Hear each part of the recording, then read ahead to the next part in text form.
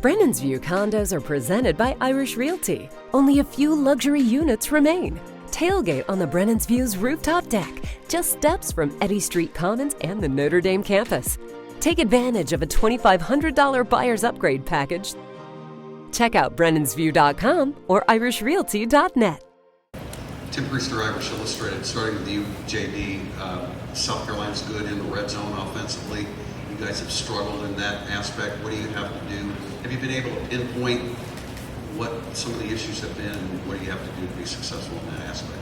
Yeah, they're a very talented team, and I mean they have the ability to go in and out of different personnel groups and also be able to go into that wildcat look. And so just being able to prepare properly, and then also looking at ourselves and being able to make sure we're fundamentally sound as we go into this game after not playing a month. Question for you, Jarrett. Obviously, this time of year, a lot of people are opting out of games. You have a history of some injuries, but you've chosen to play. What went into that decision, and did you give any consideration to joining a couple of your teammates? The way I looked at it is just, it's only have one more opportunity to play with this group, and for me personally, to pass on that opportunity, despite all the injuries, the injuries come and go, but the memories, those last forever. And I really had no thought of, opting out or not practicing or anything like that. I wanted to, finish this thing off the right way and, play my last game as a Notre Dame football player. Coach Freeman, a year ago now, your emotions, I would imagine, were a lot different than they are today. Can you compare and contrast and give us an idea where your head was last year at this time?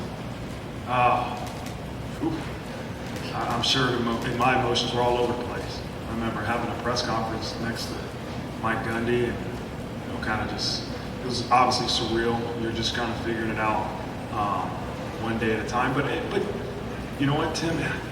I think you're still figuring this thing out, and I don't think the day will come where you say you got it all figured out.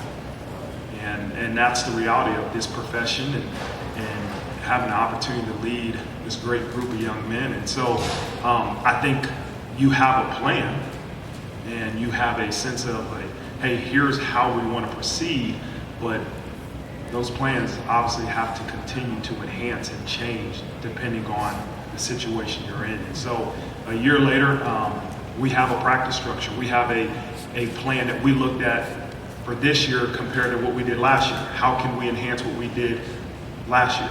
And we'll get a chance to go out and play an extremely talented football team and be able to reflect right after this game, be able to look back and say, okay, where can we enhance our preparation and making sure the next bowl opportunity we have, we're in a better situation.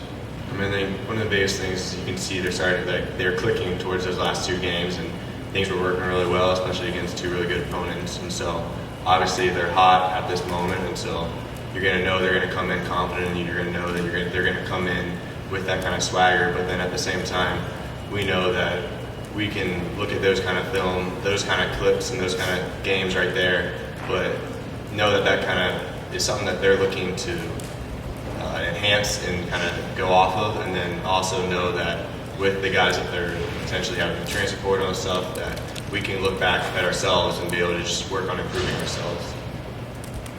I think you always pay a little bit more attention the past couple of games, really any opponent. I mean, schematically, from September till end of November, things are a lot different. Players improve, injuries, opt-outs, transfers, things like that happen. But I think similar to what JD said, this team's played really good football. I mean, they beat two top 10 teams, and they play with that swagger, and it shows on film. So we're going to come out ready to play tomorrow.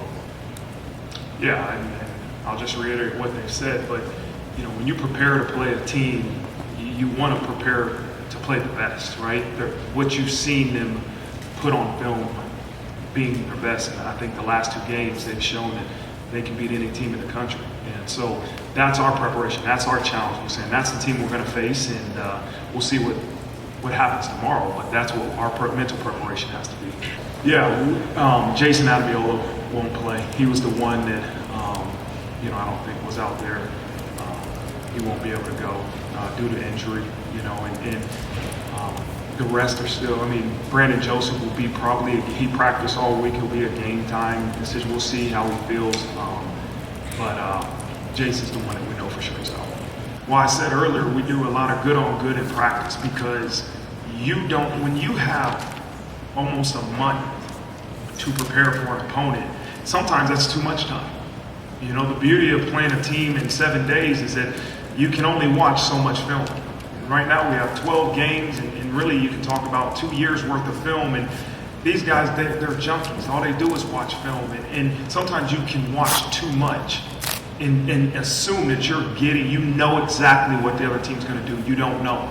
Just like we're preparing to make sure that we self-evaluate, right? And that we're not just doing the same things over and over. We're sure South Carolina's doing the same thing. So we spend a lot of time going good on good, meaning that our offense has to go against our defense, which isn't South Carolina's defense, and our defense has to go against our offense, which isn't South Carolina's offense. And so that forces you to really be able to execute off of, you know, your fundamentals, off of your basic schemes, your basic concepts, and not just always try to attack a different opponent's tendencies. And that's a long answer to your question of with opt-outs, you don't know what you're going to see. We don't know what we'll see tomorrow. We'll have an idea.